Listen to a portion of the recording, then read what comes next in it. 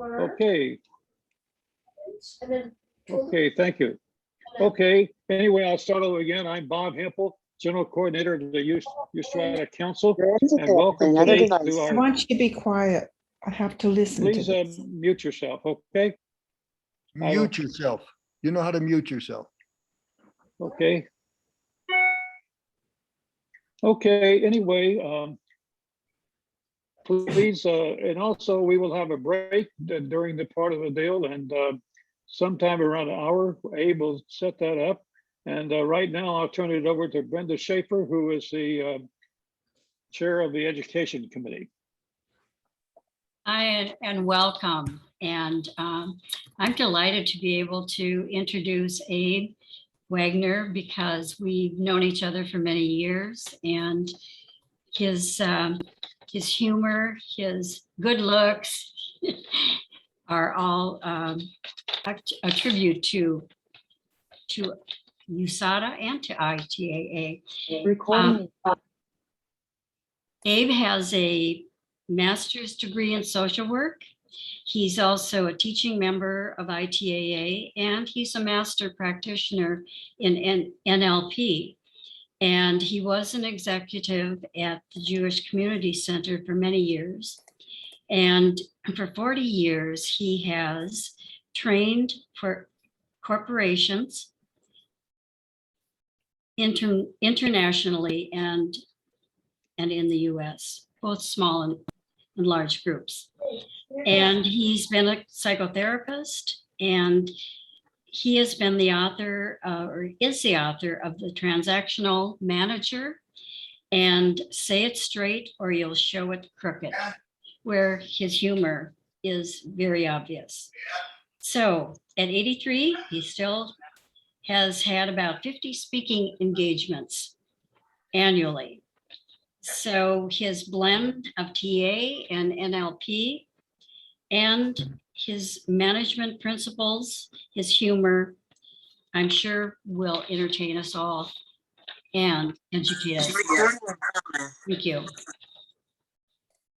Okay, you see my slides here, and we're going to start in a little while with those slides, but I want to go up here for a minute and start there. So you can tell from listening to Brenda, listening to others, we've known each other for a long time. I've been around since the Dead Sea was only sick. I told my wife I'm going to mute everybody. Abe, Yes, please. I'm going to mute and turn yours back on, please. Abe, turn yours back on, please.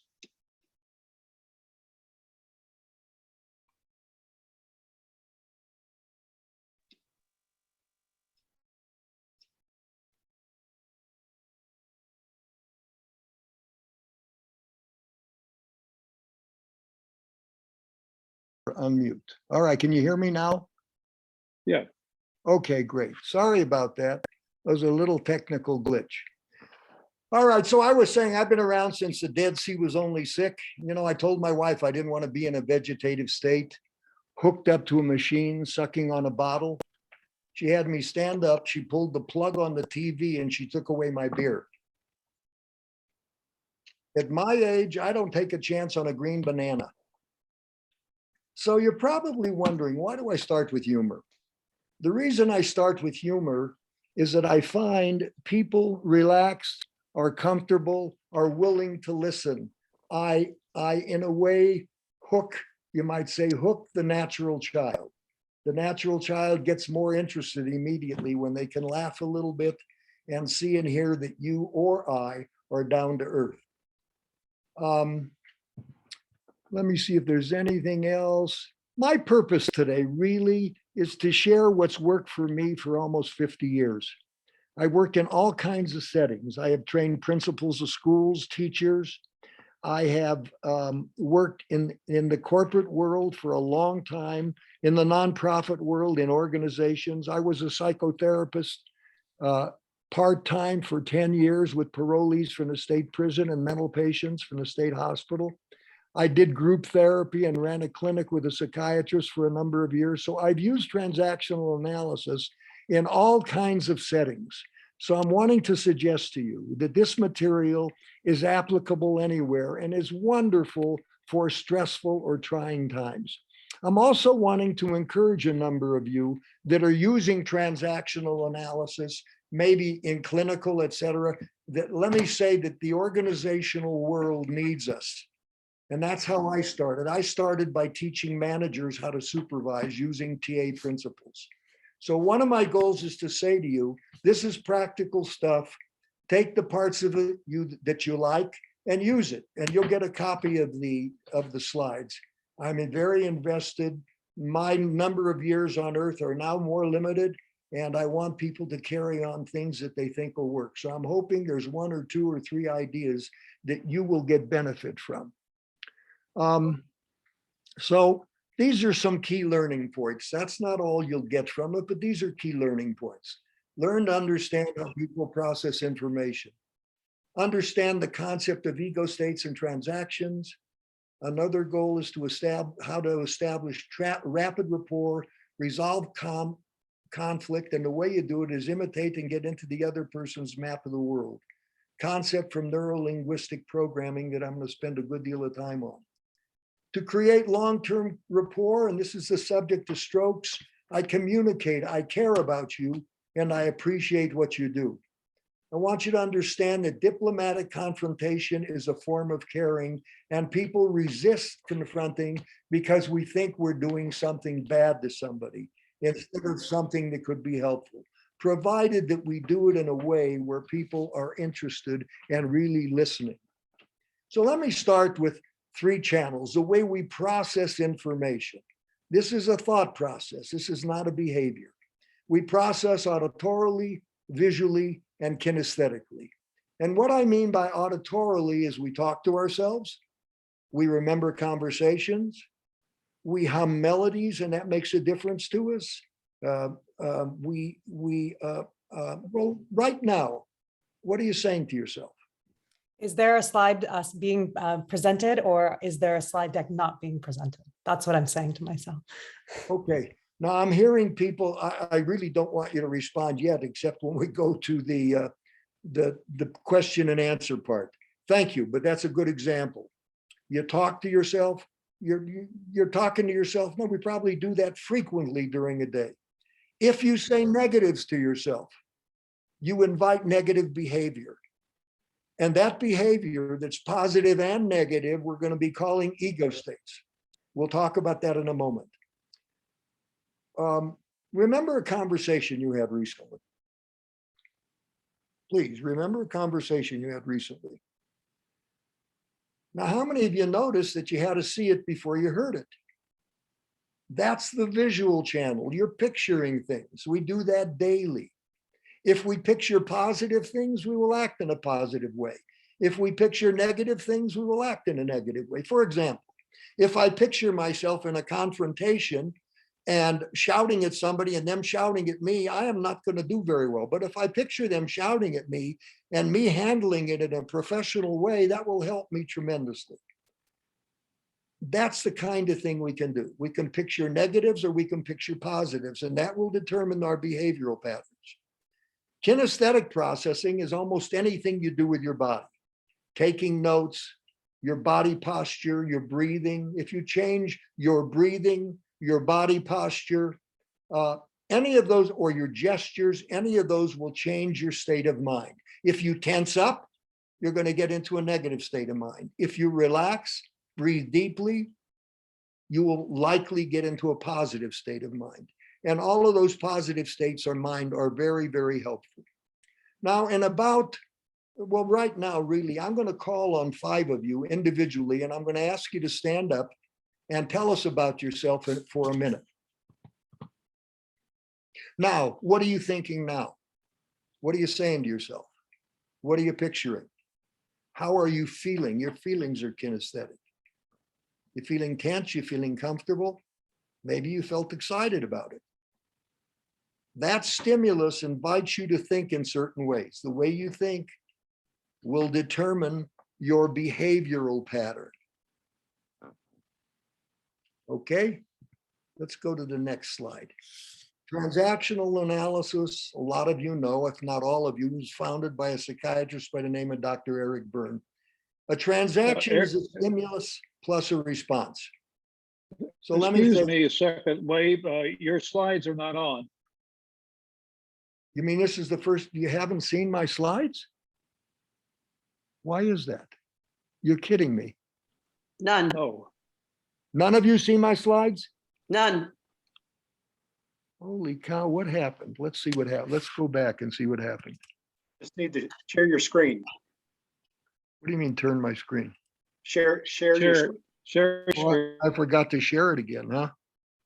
And three Yep. things happen when you get older. First is your memory goes, and I forget the other two. Let's see. Okay, share screen. Sorry about that. Let me find my slides again. Is that my slides? No, that's not my slides. Share screen. Let me escape for a minute. Let me go back here. Go over to your keynote. I am in Keynote. Let me go to Zoom. No, let me go to Keynote. What's my problem here? Okay, Bob, I have you. Let me share screen again and see what happens. Share screen. I'm doing share screen. Let's see if that's it. It's not on your, you're not on your computer yet with the, your keynote's not on your computer. I'm pressing the Keynote, but I can't see. Do you want me to do it? for you? Yes, You of tell me course, to- of course, of course. I'm happy to get rescued. I need it. Rescuing when somebody needs it is a good thing to do.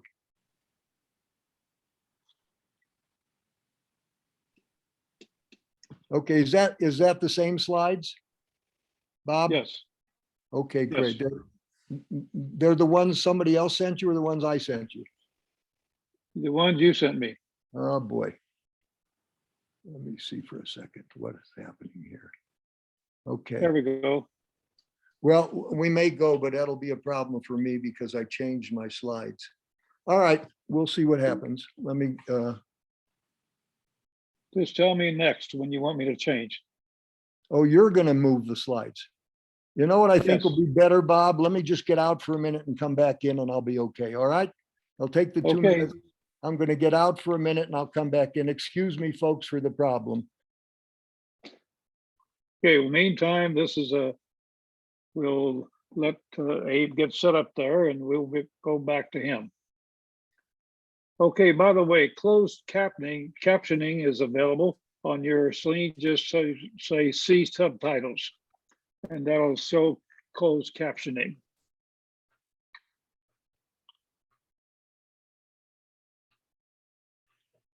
Hey, Bob, there's a setting where you can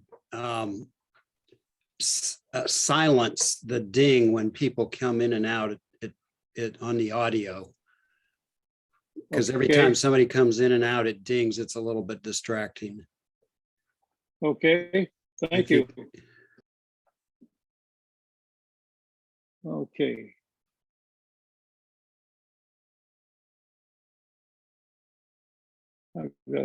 Yeah, I need to see where is, oh, here we go.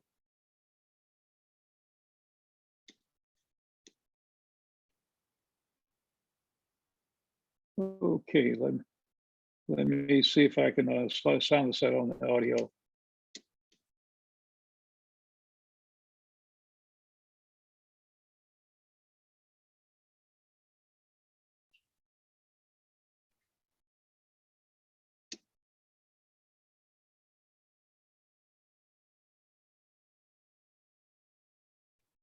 Okay.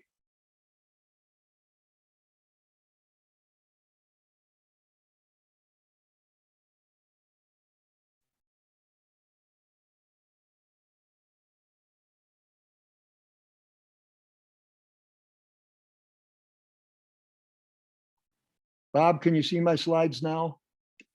Okay, yeah, I can see them. I don't know which Everybody else see one my they are. slides? Yes. Okay, I'm so sorry, folks. I Can we don't, go back on the slides that we missed? we're gonna go back. I'm so sorry. That was a mistake I made. Now, this is how you handle stress, folks. I did that purposely so I would be stressful and you'd be stressful. How'd that work? Okay, so the way you process information activates states of mind called ego states. And all of you know that an ego state is a state of the conscious mind you can see and or hear. And you also know that it takes two factors to know what ego state a person's in. There's tone of voice, facial expression, body posture, gestures, and words. One factor is not enough. So the problem with emails is all you have is words. So you really can't tell what ego state a person is in.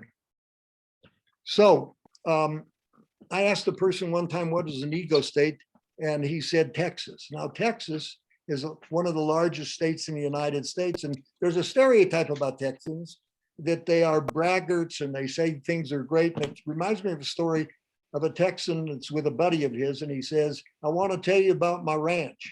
I get up first thing in the morning before the sun comes up. I get my old pickup truck and I drive and I drive and I drive till way after sundown.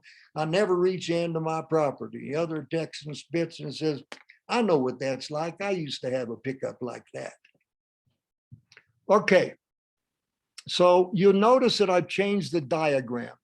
So let's talk about it. Number one, I've come up with red and blue ego states. Why did I come up with that? I thought the brain related well to colors. And I guess if I were to do it all over again, I'd have red and green, stop and go. The blue states are the states I want to be in. The red states are the states I don't want to be in because they're ineffective. So I call these effective and ineffective. Ineffective means they don't get the responses they want. Effective means they do get the responses they want.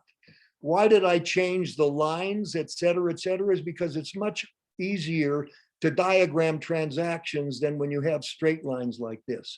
And I've tried to simplify it. You know, Byrne was invested in simplifying psychology, and that's what I was attempting to do here. And I thought I did it quite successfully. So when I'm in a child state, all of you know we look and sound like we did as kids. Not childish necessarily, childlike. And the adult is the logical, reasonable part of us. It deals with facts and data and information. And the parent states are nurturing and critical. And you can see these. I'm presuming all of you that have had some experience with transactional analysis know these things. But when I teach it, I like to demonstrate those. I don't want to be a presenter or a therapist who's always an adult. I want to be where my clients are in a decent way. And I want to demonstrate the blue states in life. So let me demonstrate some ways in which the child communicates. Okay, I'm having a great time. It's a natural child. You know, I'm irritated. I wanted some help and I didn't get it. Now, the point I'm making there is it's okay to express your irritation, sometimes your anger, if you do it in an okay way, an okay tone of voice, body posture, etc. I wanted help. I didn't get it. You said you'd be here at 8, you didn't. You know, that was really a problem for me. All of that's natural, child. I love you. I'm having a great time today. I don't feel well. It's free, open, spontaneous. The compliant child is the part of me that feels insecure. Now, by the way, the reason I get into these ego states is because of what I say to myself or what I picture in my head or what I do with my body. So when I change those, I change my ego state. The compliant child is the part of me. Well, let me see if I can explain this. I don't always do this one as well as I could. So I hope you'll bear with me. Well, I was kind of curious. You guys think I've been doing a pretty good job so far? Now that's an exaggerated compliant child, but this is the part of me that feels hurt, worries about what people think of me. Ben Franklin had a great quote. He says, you wouldn't worry what other people thought of you if you only realized how seldom they did. You wouldn't worry what other people thought of you if you only realized how seldom they did. That was Benjamin Franklin. So this is the part of me that gets depressed, feels guilty, does what people tells me to do, even if it doesn't make sense. I comply with what others want without really checking that out as to whether I want it or it makes sense. There are 3 kinds of rebellious kid that I like to talk about. There's the overreactor. Fine, take your damn job and shove it. Oh, I'm not going to pay the bill. You go ahead and pay the. Well, I didn't do that. I wasn't. No, I don't care. I'm not going to do it. There's the opposer. Often sits like this. No, that's not what happened. I don't care. No, well, fine. Well, you're always on her side. Well, that's okay. I'm not going to hear. It doesn't matter to me. And there's passive aggressive behavior. And passive in psychology means ineffective. I handle my anger in ineffective ways. I say yes and I demonstrate no. One of my kids, when he was a kid, no longer a kid, when I'd ask him to do something that he wanted to do, he was terrific. I'd ask him to go to the store. He loved driving my car. He was willing to do that. I gave him clear instructions for what I wanted at the grocery store, and he'd bring back the wrong stuff. What happens with people that are passive aggressive, in my opinion, is they don't feel comfortable enough and trust to speak up and say what they think, to ask questions, to disagree. Instead of doing that, they demonstrate their unhappiness. In a work situation, I'll forget to do what the boss wanted me to do. If I'm holding my anger in and I don't say it straight, I'll show it crooked. I don't do what I forget to do what the boss wanted me to do. I do it late. I do it wrong. I mishandle the customer. I have sleepless nights. If you don't say it straight, you show it crooked. If you don't say it straight from blue states, you show it crooked from red states. The adult I talk about is logical, reasonable, and rational. And I'm in the adult now. Sending information, receiving information. I'm finding these are the simplest ways to explain, and they're functional, folks. They're functional. People understand them. When I'm in a parent state, I look and sound like people who had a parenting influence on me in early childhood. And all of us had critical and nurturing parents, like even a mom could be critical and nurturing, a dad could be critical and nurturing, and other people, older brothers and sisters, etc. And the nurturing parent can say a variety of things to you. You know, you got to be to work on time. You're a key guy here. You hurt your sister, you talk to your sister that way, you're going to hurt her. You know how to talk to her. You're very capable of doing that. You did a wonderful job. Keep up the good work. You look like you're not feeling well. Hang in there. You can do it. Well, you have every right to feel that way. The critical parent, well, if you were paying attention earlier, you would have gotten what the critical parent was. Nice to see you here on time for a change. Don't you ever listen? What do you want now? Can't you see how upsetting that is? And it's the tone of voice, et cetera, et cetera. And those are the ways that I see the ego states. I just want to make sure I've said all the things I need to say. Let me talk about the little professor briefly. Little professor is intuition. I don't see it as an ego state. I see it as a subconscious intelligence. It's a part of us that picks up in other people our conscious mind isn't aware of. And I often say, if you have some uncomfortable feeling in your transactions with certain people, don't ignore those. Those are like a yellow light. Be cautious. They read your sweatshirts. They know a good deal about you very, very rapidly. And it's clever and it's witty. Reminds me of a story. This old man needs serious, serious surgery, and his son is the best surgeon in town. His son's going to do the surgery, and as he's getting wheeled into the operating room on the gurney, he said to the nurse, "Do you mind if I talk to my son?" Son comes over and said, "What is it, Dad?" He says, "Son, I want you to know, if God forbid anything should happen to me, your mother's going to come live with you." That's a very clever little guy. He wanted to make sure he was going to get a good job. That's a little professor kind of an idea. And I say the little professor can be used with the natural child or the compliant or the rebellious child. Let me give you some examples. The natural child, little professor, that's the part of us that come up with clever ideas, et cetera, et cetera. So that's when you get that flash of insight. That's when you come up with a creative idea. And it's very clever. It's very funny. Sometimes I will say funny things spontaneously. I go into a restaurant. The waitress says, "Do you have reservations?" I say, "I sure do, but I'm still willing to eat here." I was in a place the other day and I said to somebody, "How about a little service?" And she said, "Well, why don't you go to a small church?" That's the little professor. By the way, you can use some of those lines. I'm sure you'll like those. The little professor with a rebellious child. When I was 17 years old, I was hitchhiking in the middle of a block and not on a corner where there are a bunch of kids, and a policeman comes up because it was against the law. And he said, all right, kid, get in there. And I said, what for? I got into the rebellious kid. He says, you were hitchhiking. I said, I was not. He said, well, what are you doing in the middle street like that? I said, waving at a friend. He said, well, why aren't you standing on the corner with those other kids? I said, because my friend doesn't want to take them to school.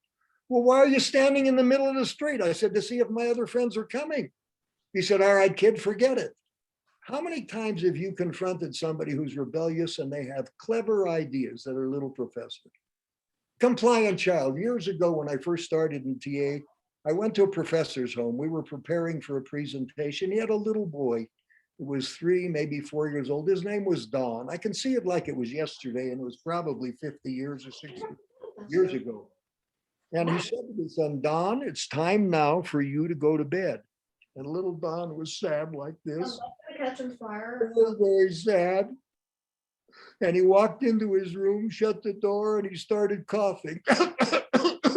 He knew how to get attention. That's the little professor. Wow. Okay, and remember, you're going to have a chance to ask questions, and you can do that in the chat room. You can ask questions there. You can type them in, and Brenda's going to kind of take some of those. Somebody's not unmuted, and I can hear them in the background. He just got. I got this. This is the skin that I recently got. Somebody's not muted. I think it's Betty. Betty Betty- Kendall. Skin. Betty Kendall, will you mute your, we can hear you. Okay, so I want to go the next step and talk about transactions. So complementary transactions. So what I've done here, complementary transactions means that communication continues uninterrupted. Maybe. Betty, can you hear us? Betty, turn off your microphone, mute yourself. Bob, can you mute her? Oh, shit. Okay. All right, so these are okay and not okay complementary transactions. The okay ones are between the blue states, and the not okay ones are between the red states. And I'm suggesting these are suggested ways. The natural child shares feelings and desires. Byrne used to call this the intimacy transaction. So, I'm having a pretty good time today. Well, gee, me too. The point being, when I'm in natural child and I talk about how I feel and what I want, usually almost anywhere in the world, what you'll get is a natural child response. Hey, you know something? I really felt bad. I waited for you for a half hour. You didn't show up.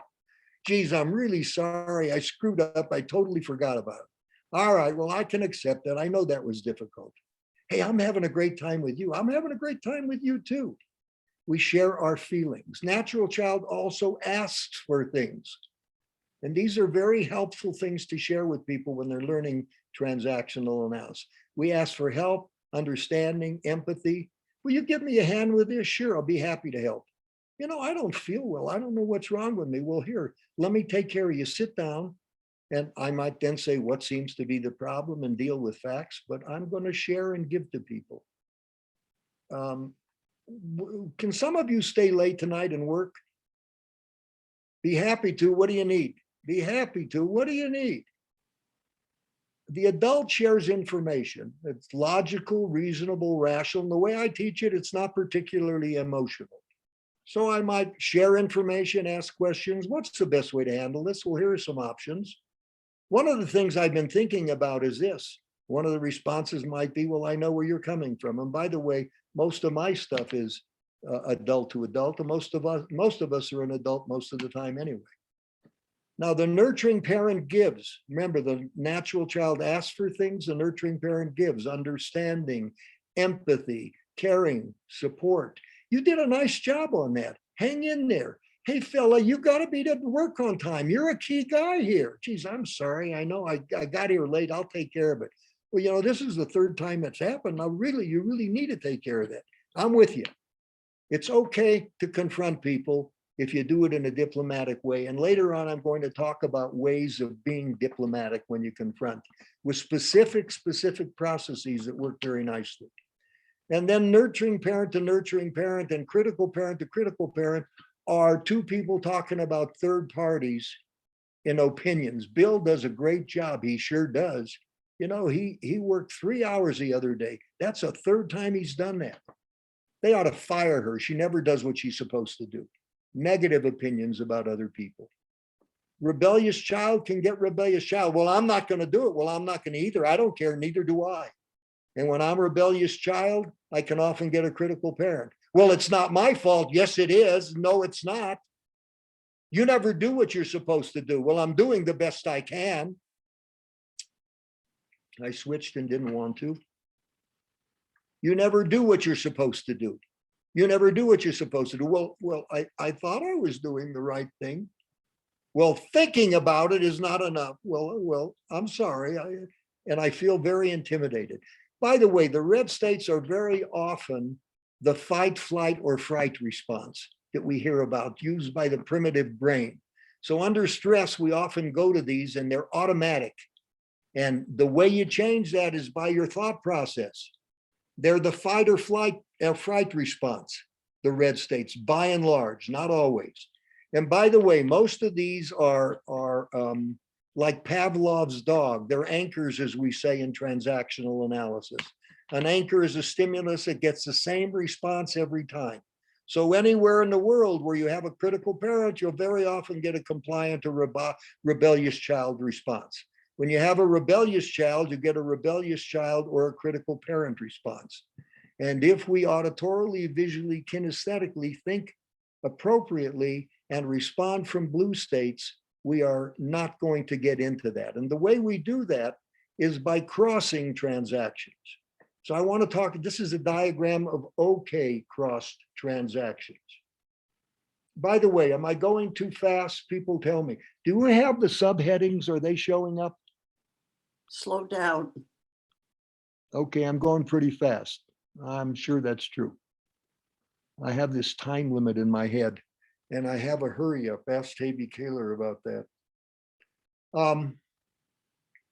Okay, and you can ask questions in just a few minutes and we'll clarify things for you. All right, okay, cross transactions. In a cross transaction, communication is interrupted. It's interrupted. The subject changes basically. And these are okay cross. So somebody says to me, you never listen. Oh, did that again. You never listen. You never listen. Cross transaction. Geez, I'm sorry you feel that way. Hey, it would really help me out if you wouldn't shout at me. I'm asking for something. Nurturing parent. You do seem angry, and I presume you have very good reason to be angry. Please tell me about it. So there's a variety of ways you can deal with a critical parent. By the way, nurturing parent, I found in my experience, is the best way to respond to a critical parent. You never do what you're supposed to do. You do sound upset and you have every reason to be. Please tell me about it. Nurturing parent tends to be very effective with the critical parent. Adult can work, but not quite as well. Because there's a principle in neurolinguistics that says the more you are like the person you're dealing with, the better your chance of success. So when somebody's quite emotional and you respond in a neutral way, it doesn't go well. And in a little while, I'm going to talk about how you ought to match their energy, not their tone of voice. Match their energy, not their tone of voice. But let me just give you an example of that. You never do what you're supposed to do. You do sound upset. Please tell me about that. I didn't say you sound upset. Please tell me about that. I match their energy. I match their energy, not their tone of voice. A customer says, every time I call here, I get the damn runaround. I'm sorry you're having difficulty. Oh, the hell you're sorry. When you're very neutral, people get madder than they were before. Every time I call here, I get the damn runaround. Geez, I'm sorry you're going through that. Please tell me about it. I think that is a very key thing to do, is to match energy when somebody's in a negative tone of voice, not the tone of voice. We'll talk more about that in a little while. So these are okay cross transactions. With rebellious child, many of you know the ego state that tends to work the best is to cross from natural child. I'm not going to do that. Hey, I hear you. I really wish you would. I would appreciate the help. Well, I'm not going to do it. I'd like to know how come. I know you're upset. These are the best way. When you're logical with someone who's rebellious, you waste your time. Most of you have experienced that. You go over the facts, you go over the information, you get nowhere. You ask questions, you get nowhere. Sometimes nurturing works. Sometimes nurturing works. So that's okay cross. Not okay cross, which isn't diagrammed here, would be where I say to somebody, good morning, how are you? None of your damn business. Good to see you, not good to see you. Hey, you look like you're not feeling well.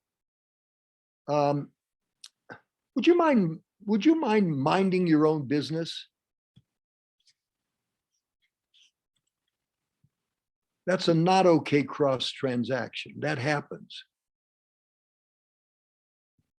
Okay, I don't want to do that. When people do that, you go back to crossing them. They say, mind your own business. Gee, I know you're mad. Will you please tell me about it? Okay. Okay, and these are okay transactions, cross transactions. I haven't diagrammed the not okay, but not okay is I start from blue, they respond from red. Okay.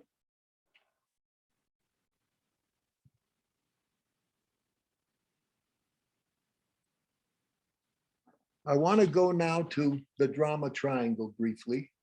Make sure I've covered everything I wanted to cover there. All right. I say red states play game. These are the roles people play when they play psychological games with others. I'm not getting into games. I'm already getting into an awful lot in a short period of time. By the way, the amount of time I'm spending with you on it, like if you were really a group of mine, this would be an all-day seminar with lots of opportunities to practice, give and take, small group discussions. Not doing that now. I'm simply giving you information, and then we'll have question and answer pretty soon at the end of the segment. So I see the victim as either the compliant or the rebellious child. The rescuer looks and sounds like a nurturing parent, but because of the implied you're not okay, I see them as a critical parent. Let me say that again. The rescuer looks and sounds like a nurturing parent. They are doing for somebody else what they could do for themselves. The implication is I don't think they're capable of doing it for themselves. That is a discount, a put down.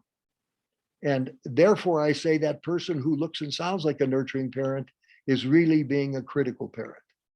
The persecutor is usually the critical parent or the rebellious child. Let me run through this with you for just a minute. Little Tommy is not listening to his mama. Mama feels like a victim because Tommy she sees as the persecutor. Now, if I were to ask Tommy who was the persecutor, he'd say Ma. He would say that he is, and he's, I'm sorry, he'd say that his mother is and that he's the victim. Mother, on the other hand, thinks that her son is the persecutor and she's the victim. So it's a traditional family. She calls her significant other and says, you know, when you get home, you talk to him, he's not listening. So this person is going to rescue Mama, and he goes to the little boy and he or she goes to the little boy and starts shouting at him. The rescuer has become the persecutor. Now, what Stephen Cartman, who created the drama triangle, says is that the drama takes place when people switch roles on the triangle. So now this person is the significant other is the persecutor, and the little kid, I'm sorry, mother is now the victim. Sorry, the little kid is now the victim. So one more time. Let me do the traditional family. It helps me not getting confused. Mama calls daddy at work. Daddy at work is going to rescue Mama by taking care of the kid, goes to the little kid and starts shouting at him. The little kid is now the victim. The rescuer is now the persecutor. Now, Mama hears him shouting at the little boy. So Mama is going to rescue the little boy and says to the persecutor, why don't you talk to him in a decent way? So the rescuer has become the persecutor of daddy. And now daddy feels like the victim. I know this sounds familiar for many homes and in businesses and in organizations with great regularity. Let me give you an example of a business example. I go over my boss's head because my boss is impossible. So I go to my boss's boss and I say to him, this guy is doing such and such. And so my boss makes the mistake of believing everything that he hears from me, and he goes to my boss and clobbers him. My boss, who was the persecutor, now feels like the victim, and he feels like his boss was the persecutor. Where did I get lost? Now, is it over? No, because my boss comes back to me and says to me, why did you go over my head? He sees me as the persecutor and he is the victim. I go back to the boss's boss and say, why did you tell him that I came to you? I see my boss's boss as the persecutor. I'm the victim. And of course, you can play the game rescuer and victim, persecutor and victim, or all three.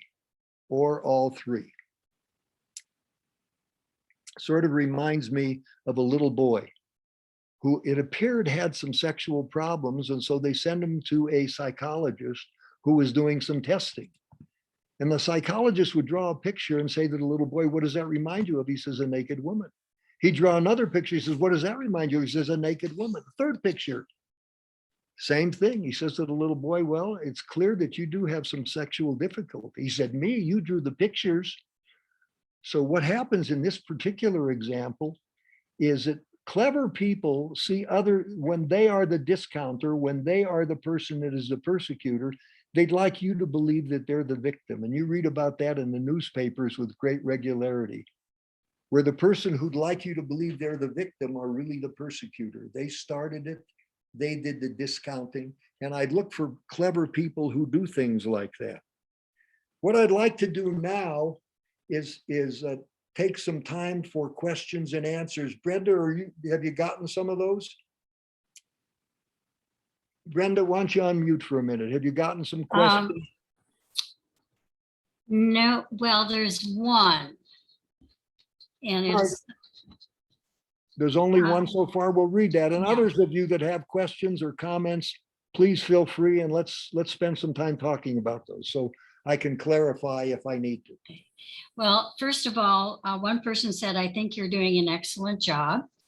And the question is, can you give examples of the negative nurturing parent when it enables and overgives, and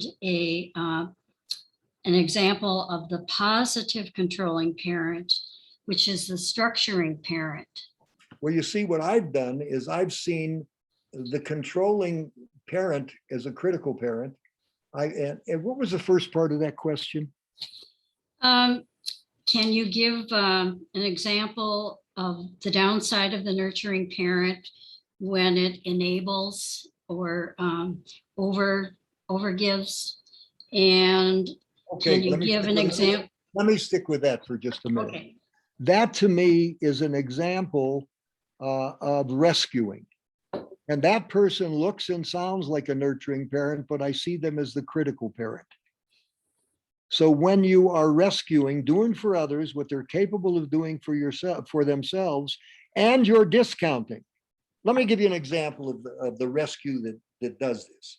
Let's say I say to you, I need a ride to the airport because I get lost going to the airport and I'm a grown man. Let's presume that I'm a man who has normal intelligence. I don't have any psychiatric problem that's serious. So I say to the person, can you take me to the airport? I get lost going to the airport.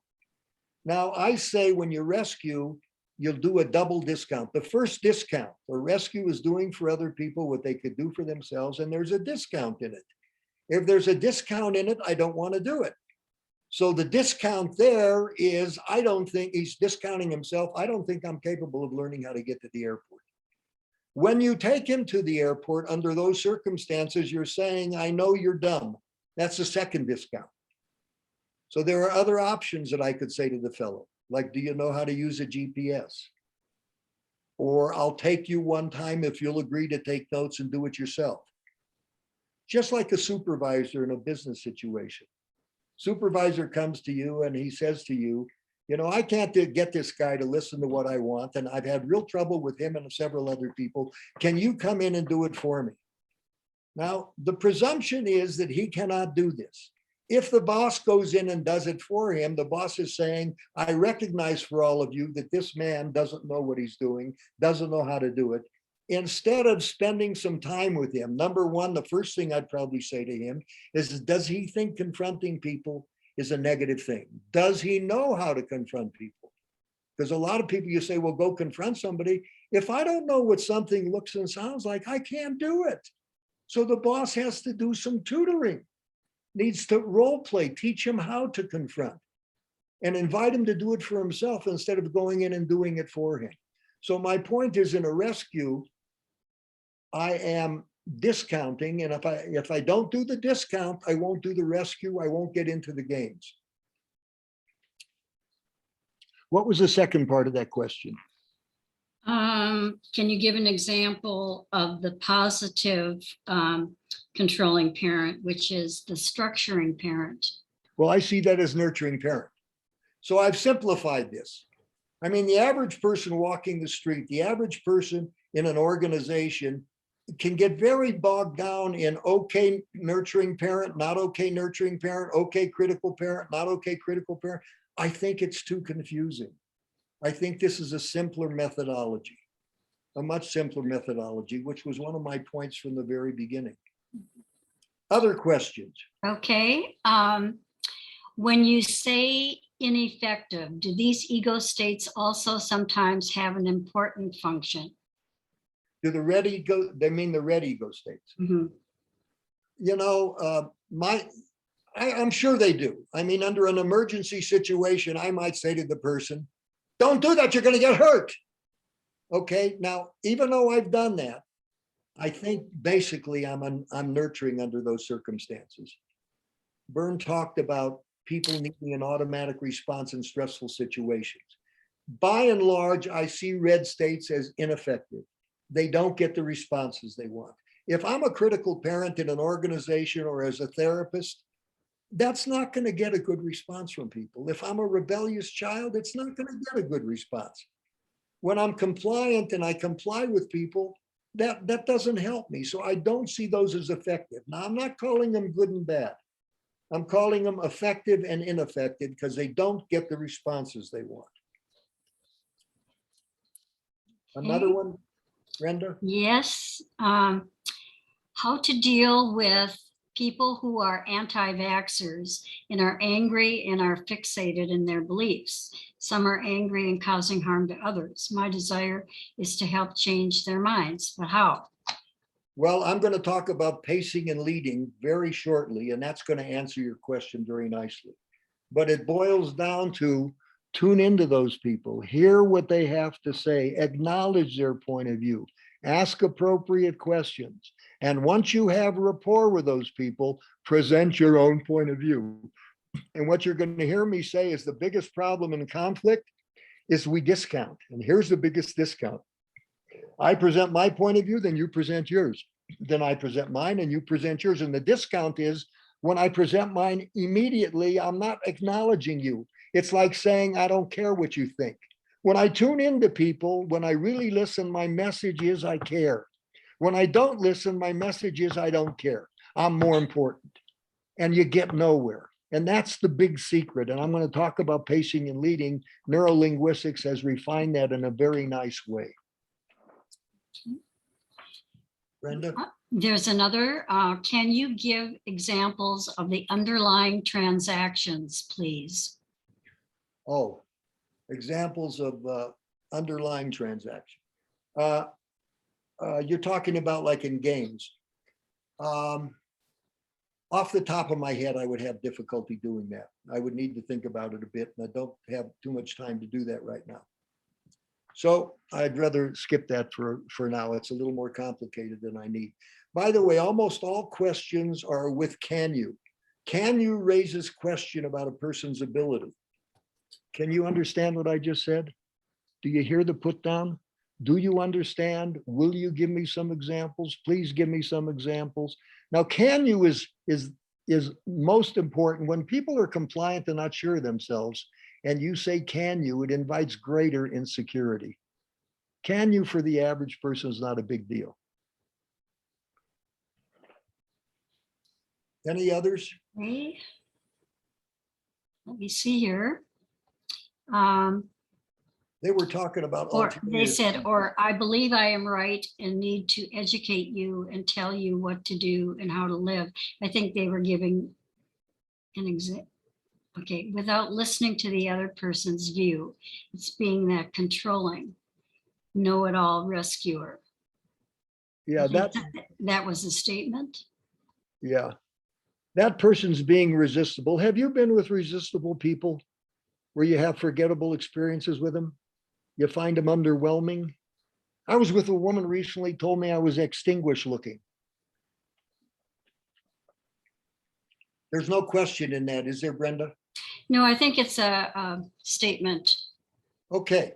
Yeah. Any other burning questions before we take a break? I don't see any. If you have Okay. one, please send it. How about a couple of comments on how it's going so far? I had one question, Abe. Sure. So first of all, thank you. And I'm really enjoying your humor. And so thank you for that in your presentation.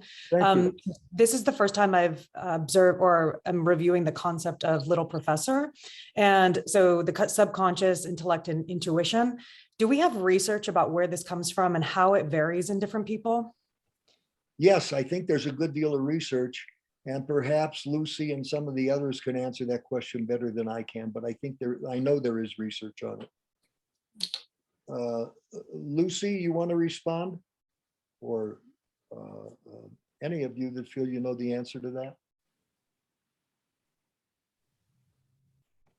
that? There are so many different people's takes on this that when I sort in my mind and go, where is the research? I would refer to the introduction of the idea in the journal and in the early works that Byrne introduced the little professor idea in, but someone may be able to nail that right away. Thank you, Lucy. At hand. Can I read a couple of comments? Yes. Okay, great. Love the workshop. Going well so far. Let's see. No questions, but a lot of gratitude. The humor makes it easier to relax and absorb it all. Great. Nice going, a bit fast for non-native English speakers. So will the recording be, will the recording also be shared afterwards? Yes. Yes, that is right, isn't it, Bob? The recording will be shared for a week, and my slides will be yours permanently to use if you want. Yes. Anything else, Brenda? That's it. Okay, how about a break? If you can make it 5 minutes, that'd be great. If you need a little longer, take a little longer. I'll start in about 7 or 8 minutes. Thank you very much. Just came up. Oh, thanks. Good. I'm glad it's going well. Okay, how about wonderful examples, Abe. Now they're coming. Excuse me, Brenda. How about just about 6 minutes or so? Okay. Thanks, Bob. Thanks, Brenda. Okay.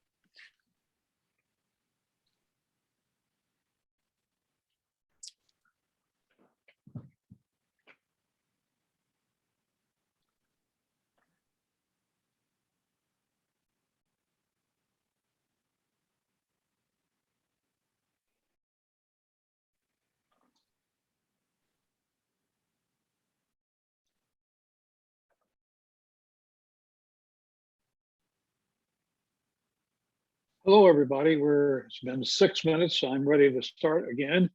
Brenda, will you like to say a word about your upcoming workshop or workshops at USATAA? Yes, I will be the presenter of the next workshop, and its title is The Psychology of Love Addiction from a TA Perspective. And basically, it's based on my book, Is It Love or Is It Addiction? And I will define love addiction. I will also talk about how we're invited into it. And then most important, how I use transactional analysis in the treatment of going from addiction to healthy belonging. Super, super. And Okay, it's thank you. December 4th. Okay, right. Thank you. Okay, and Alexis and Lucy are going to do a thing on Facebook next week. Can one of you mention that? Yes. Yes, I'm happy to interview Lucy Friedman, who we all know because she's been so involved in the organization on many different levels. So we are doing a Facebook Live from the USATAA Facebook page. And I hope everybody from around the globe will join us and comment and have your questions ready. Since we're live, you can ask Lucy questions directly. Okay, when was that? This is this Wednesday at 12 p.m. Eastern Time. Okay, high noon on Wednesday, How do- Eastern Wednesday. time. Yes, How do we get that? it's going to be on the USATAA Facebook page. And we are promoting it over Facebook, and we put links. And if you need, assistance, you can always email me at alexisbrink@gmail.com if you have any questions on how to access. Great. Yeah, we would love you all to join. Super. Thank you, Alexis. And these are two good examples of good things that coming from USATAA. Well, we've had our break, and Abe, it's yours. Okay, I do want to mention, since we're talking about it, where can you get my books? It's pretty hard now to get the physical book anymore, but you can get Say It Straight or You Show It Crooked or the Transactional Manager with Amazon. You can get the auditory version and you can get the electronic version. You can't get the actual book itself. And I'm not in the business of selling these anymore. By the way, what I get from Amazon is almost nil. It's almost more trouble than getting it, but I'm very happy to have people get it. I want to go back briefly to the drama triangle because we didn't finish with that and it was time to take a break. I had a client in therapy years ago, and I saw her about a year later on the street. And I said, I don't remember her name, Martha, how you doing? She said, geez, I'm doing great, Abe. Abe, I don't know if you remember, but I was a victim perennially, always a victim. I always took the victim position in a conflict and in my life. And you talked to us about ownership words and using ownership words. And Abe, that made all the difference in the world because I consciously thought about it. And it was a conscious reminder that I'm in charge of me. Nobody is in control of me. The stimulus doesn't cause the response. People can be very negative to me, but if I think properly and act properly, I don't have to buy into it. People can give me the hook. I don't have to bite it. And she said that was such a good review for me. And I did it religiously in the way I talk. And by the way, I'm saying to all of you, by the way I talk, it's rare that I don't use ownership because I practiced it for a while. And it took a while. For a while, I thought I couldn't speak English. So let me talk about some of those ownership words. One that I find people have the most difficulty with is that most people, at least in the United States that I've talked with, when they ought to say I, they say you. Hey, are you enjoying the seminar? Well, you know, when you're not used to sitting all day, you don't find it easy. Who are you talking about? You sound like a parent talking to a child. You know, when I'm not used to sitting all day, I don't find it easy. Not only am I inviting the other person to talk, but it doesn't sound like I just gave somebody a lesson. You know, when you're not used to sitting all day, you don't find it easy. If I say I, they're likely to say I. We're more likely to get child to child or adult to adult transactions. So say I when you mean I, you when you mean you, we when you mean we. So I was in a restaurant last night, and I see this in restaurants all the time. Are we ready to order? Who are you talking about? I was on an elevator once, and a guy gets on with a woman and he says, how are we? Have we finished our meal? I mean, and my wife kicks me under the table because I'm usually saying, well, I can't speak for you. I was the only one that ate it. She said, please stop doing that. I have black and blue marks all over me from the kicks. So say I when you mean I, you when you mean you, we when you mean we. That isn't an easy thing to shift. Nothing wrong with the word I. We somehow threw it out. I love you. I understand how you feel. I know where you're coming from. Hey, I felt pretty good about what I did. Some people think you're not ever supposed to blow your own horn, toot your own horn. Well, somebody once said, if you don't toot your own horn, somebody's going to use it as a spittoon.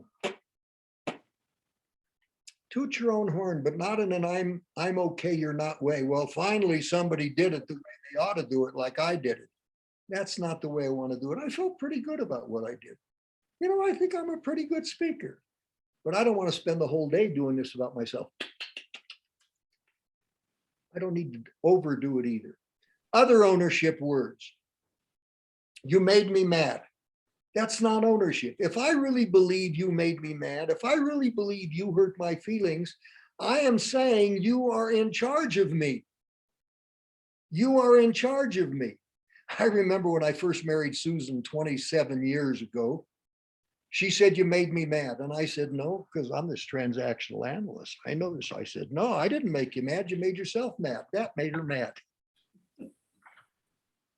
So now if she were to say that, and she doesn't, you made me mad, I'd say, hey, I'm sorry you felt that way. I'm sorry I said that. I didn't say, I'm sorry I made you mad.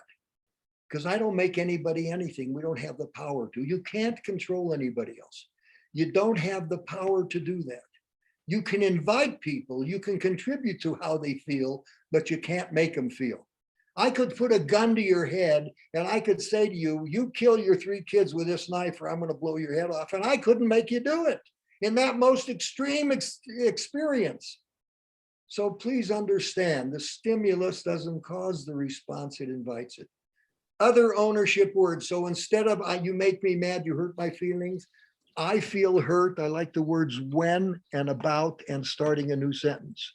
I like the words when, the word about, or start a new sentence. I get mad when you talk that way. I felt very upset about what you said. You said this to me and I felt upset. So using them those ways are saying, I'm in charge of me, you're in charge of you. That was extremely helpful. And with people that are in a victim position, instead of blaming people, making excuses for yourself, please own it. And rescuers make excuses for those people. Blame other people too. The problem with rescuers very frequently is they don't understand that rescuing is not helping. It's destructive. Like I say to parents regularly, one of the goals in your life is to have your kids grow up and be able to be independent by themselves. If you keep making decisions for them, telling them what to do, if you keep intervening in those ways, you are not inviting them to think for themselves. You are creating a codependency, just as like the mother and father did with the baby. People complain about something, have a problem, and we figure out what the problem is, and we take care of them. And if you do that with some ongoing pattern, of course, it's normal with little kids. But if you keep thinking for them, making decisions for them, they could make for themselves, then you are not inviting them to think for themselves, and you are not inviting them to give. You're inviting them only to receive.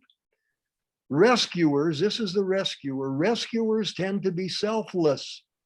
My needs and wants don't count, only yours do. This person can very easily become self-centered. Selfishness and selflessness are not virtues, they're extremes. Selfishness and selflessness are not virtues, they're extremes. So rescuing by and large is destructive. When I do for you what you're capable of doing for yourself, and there is discounts in it, it's not okay. Okay. I want to talk about strokes, not a physical ailment. Strokes, as you know, in transactional analysis means attention. People need attention to survive. These are ways you would benefit. It's how to establish long-term rapport with others. These are key motivators in human behavior, very big in organizations. The importance of, it's very big everywhere, but it's a key issue. These are ways to reinforce positive behavior. This will give you ideas about how to stop reinforcing negative behavior. And lastly, I will talk about how to give constructive feedback in a diplomatic manner. And that's a skill people ought to learn. Very often, like in an organizational basis, you say, well, go confront that person, go collect that bill. If I don't know what it looks and sounds like to do that, I can't do it. I can't do it. You need to understand that confronting people is a form of caring. If at other times you let them know you care about them and you appreciate what they do, and you know how to confront. Most of this is a lot of how-tos. People don't know the how-tos. Give them the how-tos. Help them create the how-tos because they're extremely important, in my opinion, humble as it may be. I had a friend, Mort, who's no longer alive, who one time said to me, Abe, the only thing smaller than your humility is your humbleness. The only thing smaller than your humility is your wit. I thought that was a funny line. I love funny lines that people give me. Okay, these are the 5 types of attention that human beings give to each other. Notice I continue to use the blue and the red. That's a theme. Almost all that I teach is how to stay in the nurturing parent, the adult, and the natural child. I'm now doing that around strokes. This is the critical parent and the rebellious kid. These are the nurturing parent, the adult, and the natural child. Positive strokes for what you do are called conditional, meaning you have to do something to get it. You have to perform. You did a nice job on that. Keep up the good work. I love the way you handled that customer. Hey, I'm really excited about your ideas. You do those very, very nicely. Positive strokes for being you. Good to see you. How are you? Hey, I heard your wife wasn't feeling well. Is she doing better? Happy birthday to you. Let's go to lunch. Sure, I have time for you. What do you need? What's your message there? Well, your message here is I appreciate what you do. Your message here is I care about you. I appreciate what you do and I care about you is the basis for long-term rapport with other people, whether it's at home or it's at work. I care about you and I appreciate what you do. And in good relationships that you spend with people, people need constructive feedback. And years ago, I heard a term called carefrontation. And when I first heard it, here was my response. Like I was throwing up. And then I thought about it. And that's exactly right. We resist confronting. Think of somebody you should have confronted now. Now ask yourself, why haven't I done it? Now I'll bet you, if you were to answer that question for me, you'd say things like, "What'll make matters worse? They'll be very upset. I might lose my job. They won't want to be with me." Almost everything we see and hear in our head is saying it's bad. That's why we don't do it. But you know something?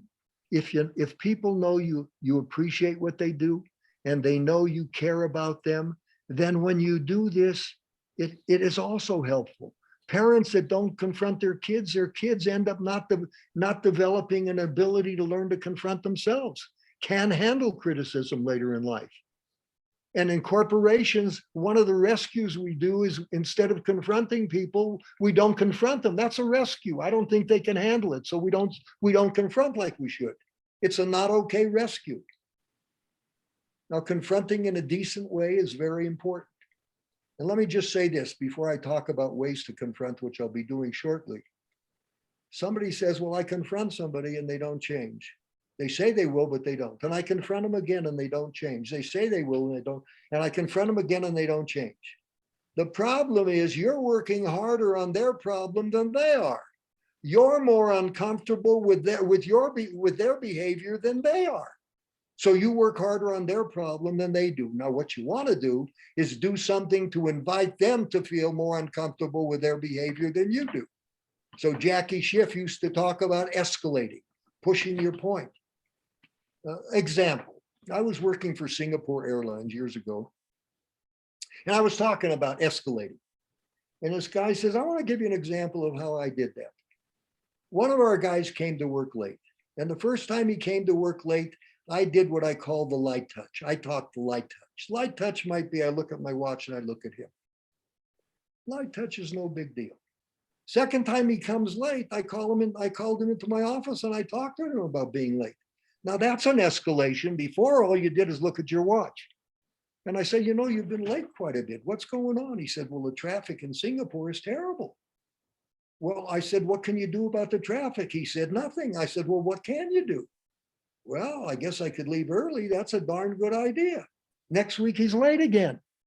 So I said to him, this is a further escalation. If you're late one more time, I need to put it on your personnel record. If you don't want it on your personnel record, you got to be to work on time. Who's more uncomfortable with the problem now, me or you? I had a friend. I still have that friend. And when he got married for a second time, his wife tells the following story. First night, when we got home and he got undressed, he left his socks over there and his underwear over there and his shirt over there like a little kid walking through the house. And she said, hey, wait a minute. I didn't marry a little boy. I married a man. Put your stuff in the hamper if you want. Oh, he says, oh, God, I'm so embarrassed. And he puts his stuff in the hamper. Next night, socks over there, underwear over there, shirt over there. I said, and now she escalated by getting mad. Darn it, I don't want to put up with this anymore. Put your damn, she got angry. That was an escalation. It's not the only type. Third day, he did the same thing. She says, I'll tell you what, I'm not even going to talk to you about this anymore. I'm going to take your clothes, put them on a pile in the basement. I'm not going to wash them. You want them washed, they have to be in the clothes hamper. So he puts them in the clothes hamper, embarrassed, and he keeps doing that. And one day this dentist got up and had no clean clothes. Who's more uncomfortable with the problem now? So stop working harder on their problems than they do. And destructive, negative, positive might be, gee, you really look nice in that suit. Destructive, negative, didn't they have your size? You look like you're losing weight. Say, you don't sweat much for a fat guy. I don't know if you want to use any of those. They're not too good. They're useful, humorous. Positive for being you. I love you. I hate you. When you talk, I get into your map of the world. I listen. When you talk, I respond with my own point of view and don't tune in. I remember something important about you. I forget something important about you. When I make a decision and should involve you, I do. When I make a decision and should involve you, I don't. And so on and so forth. Okay? Confrontation techniques. These are best used to be tactful versus blatantly honest. Be clear about your goal before you speak. And a lot of you know the mind's a goal-striving mechanism. It's like a missile going for a target. If you're clear about what your goal is, you're more likely to say and do the appropriate thing. So be clear about your goal. People, remember, at other times need positive strokes for what they do and for being you. Being the best confronter in the world diplomatically, but if you don't do the other things, it doesn't work. Well, let me just give you a fast example of that. Let's say with my kids, or as a boss, I give lots of strokes for what people do, and I confront them when they need them. But I don't communicate that I care about them. I don't ask about their day. I don't put my arm around my kids or my husband or my wife or whoever I live with and let them know I care about them. I don't know much about what they're doing. I'm not invested so much about how they think, et cetera, et cetera. That doesn't work very well. I need to do all three. Well, let's say I'm very invested in them. I care about them a lot. I give them a lot of positive strokes for what they do, but I don't confront them when they need it. That doesn't work. They can end up having real problems and not learning how to be able to respond appropriately. Or let's say what I do is I give them positive, I give them positive for being you, and I give them constructive feedback, but I don't let them know I appreciate them and I appreciate what they do. It doesn't work. You need all three. You need all three in life. Okay. So I took an idea. The idea I got is you and I know, neurolinguistics talks about knowing your outcome or your goal and knowing how to set the stage to achieve that goal. And that's a concept that really meant good things for me. And I remember as a little kid, think about this, you're 4 or 5 years old. You want a cookie from your mother. So you had various strategies. You say, boy, mommy, you make good cookies. Mommy, you're one of the best cooks I know. Hey, mom, I clean my room. Can I help you in some way?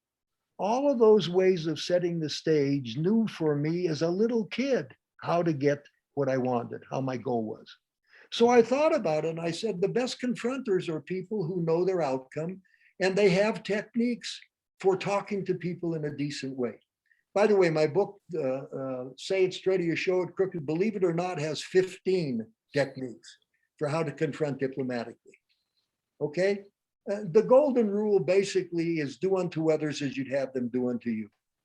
So I know my goal, and now I ask myself, how would I like to be treated in this circumstance? And treat them that way. And most of the time you'll come up with how you don't want to be treated, and that can also be helpful. I don't want somebody to shout at me. I don't want them to confront me in front of other people. So I'm saying, talk to me in a decent way and confront me one-on-one. So that's the golden rule. The platinum rule that someone talked about, he even wrote a book about it, I'm forgetting the guy's name, basically says treat people the way you know they want to be treated. So if I know the best way to approach you, I ought to do that. Now, let me talk more specifically. I made this one up. I used to confront people. I used to use the stroking sandwich. I forget what they call it. Start with a positive, put a negative in the middle, and end with a positive. But they have to be sincere positives. Don't say them if you don't believe it. Now, here's my problem with that. You know, you're one of my best employees. How is a guy ready to respond? Uh-oh, I'm going to have a problem. They're ready for the axe to fall. Now, I don't have a problem with start with a positive, put a negative in the middle, and end with a positive. If it's all sincere, could work. But I found that, then I used to teach you to start with a positive and end with a negative. You know, you're one of my best employees. Lately, you've been coming to work late. They're not going to leave with a good feeling. But what if I said to them, you know, you've been coming to work late. That's not like you. You're one of my best employees. You're here in a very punctual way. Start with a negative, end with a positive. I read that report you turned in. You left out 3 items. That's not like you. Your reports are usually very well done.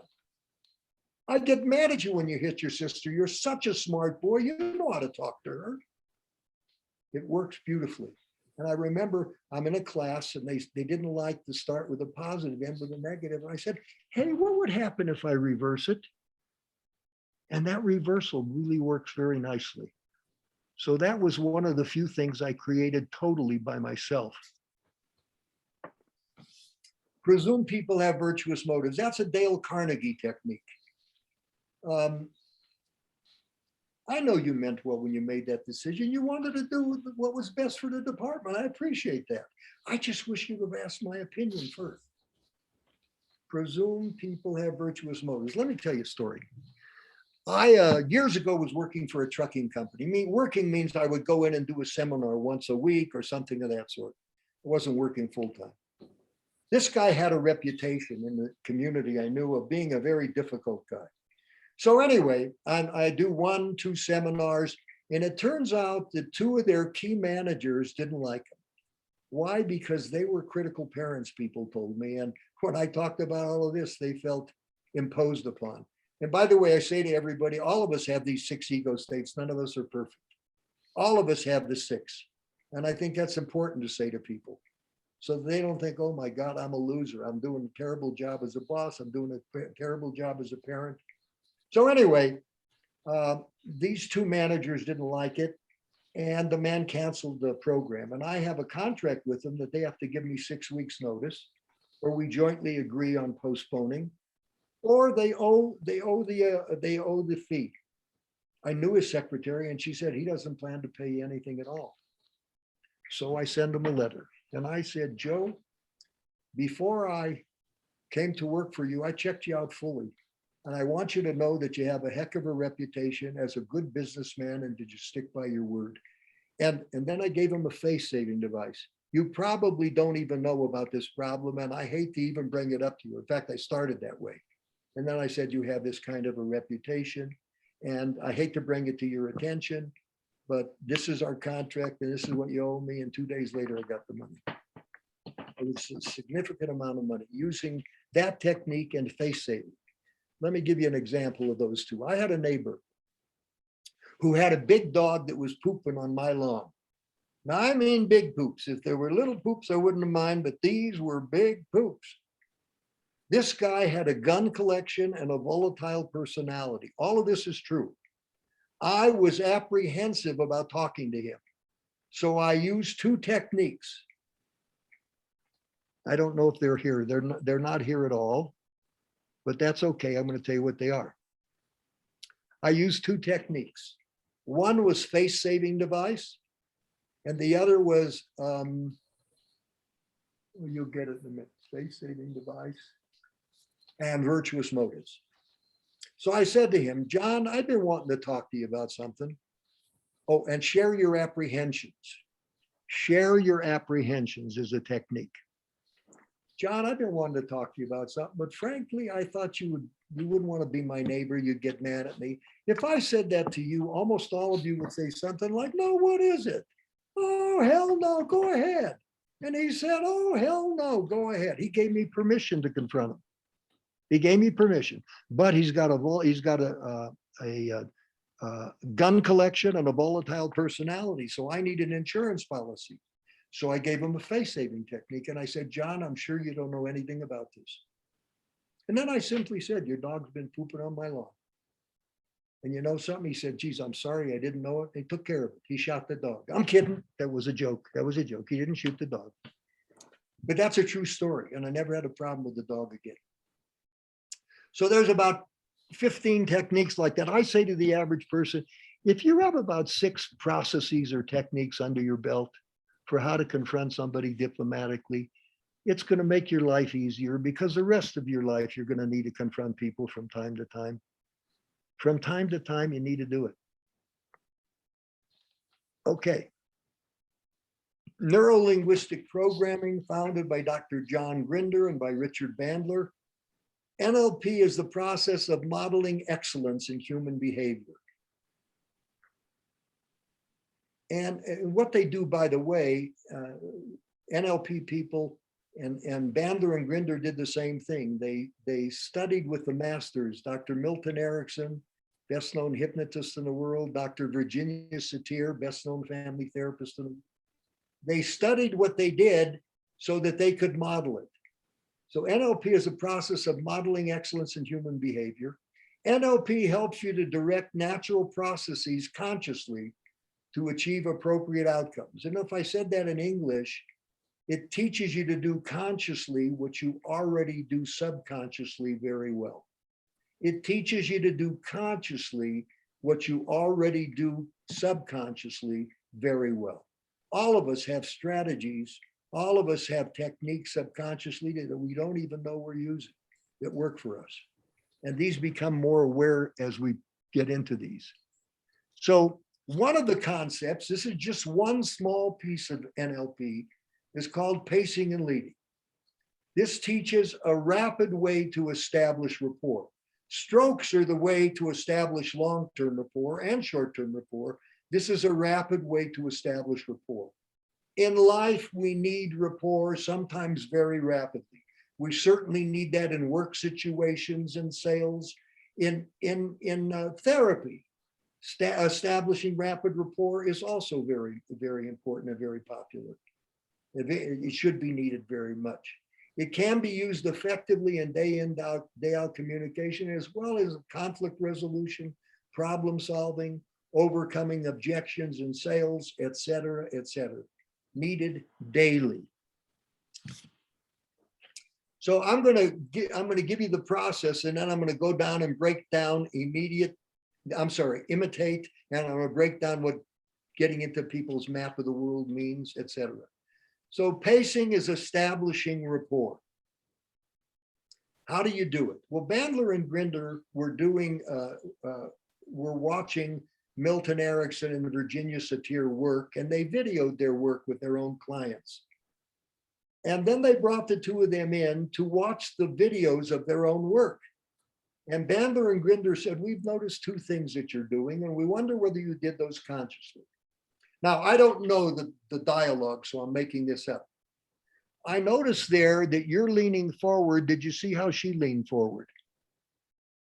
Now, one of the things I didn't say earlier, when we talk about auditory, visual, and kinesthetic, we have auditory words. Do you hear me? Does that sound okay? Are you tuning in? Does that click for you? I'm listening. We have visual words when we talk. I see what you mean. I get the picture. I have that in focus. Please show me. That's clear. That's fuzzy. We have kinesthetic words. They're action and feeling words. I've had it up to here. My back's against the wall. He's pushing his weight around too much. You know where I'm coming from? I feel bad. I wouldn't like that. They're action and feeling words. So when Bandler and Grinder were observing the videos, they said to them, did you notice that she just said, do you see what I mean? And you responded with, I get the picture. Now there you said to her, do you hear me? And she said, I'm listening.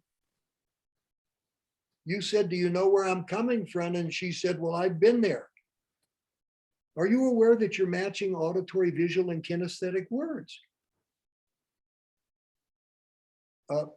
Did you notice that you started speaking slower and she started speaking slower?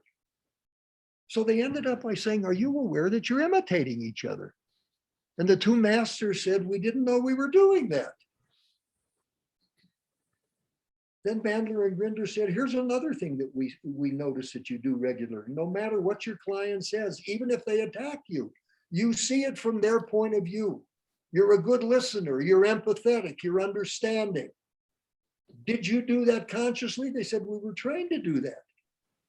That's what Bandler and Grinder ended up calling, you get into their map of the world. Everybody has their own map of the world. There's a concept in neurolinguistics that says people always do the best that they can. I've added, given their map of the world. If I have a crazy map of the world, then I'm functioning the best that I can based upon my map of the world. Get into the other person's map of the world. We're going to talk about how to do that specifically. Now, I've done those two things. The next thing I want to do is check for rapport. Well, if you know you have rapport, you don't have to check. Geez, I'm doing well with a person. Well, I don't have to check. But if I don't know I have rapport, I want to check for it. And the way I check for it is I change something. If they change the same thing or something similar, I know I have rapport because they're following me. They wouldn't follow me. Let me give you an example of that. Years ago, I wanted to do some sales training for a commercial, I think it was a real estate firm. We're sitting across from each other like this, talking a bit, and I wasn't sure whether I had rapport. I thought I did, so I checked. I sat back and he sat back. He didn't sit back exactly the way I did. He crossed his legs, but he sat back when I sat back. I'm on the phone. I might speak a little slower, a little faster to see if they follow me, to hear if they follow me, I should say. So you check for rapport. If you don't have rapport, you go back and repeat these two things. If you do have rapport, you lead. Lead means I go after my agenda. Now, people automatically think, well, you're teaching us to manipulate. Well, I want to talk about the difference in this and manipulation. The negative connotation of manipulation is that I do something where I win and you lose. Well, I'm not invested. Could I do this for a win-lose? I could. I hope you don't. But the way to use this properly, you get three benefits that are opposite. from manipulating. Number one, when I imitate and I get into your map of the world, especially get into your map of the world, I am treating you with dignity and respect. That's number one. Number two, I'm collecting data. This is the advantages of doing this, and different than the manipulation thing that we're talking about. And number three, if I have a point of view that's different because I've done that, I have a better chance of getting listened to. I have a much better chance of getting listened to. All right, so let's talk about this a bit further. Basically, these are examples of what you could imitate. You want to imitate one or two characteristics.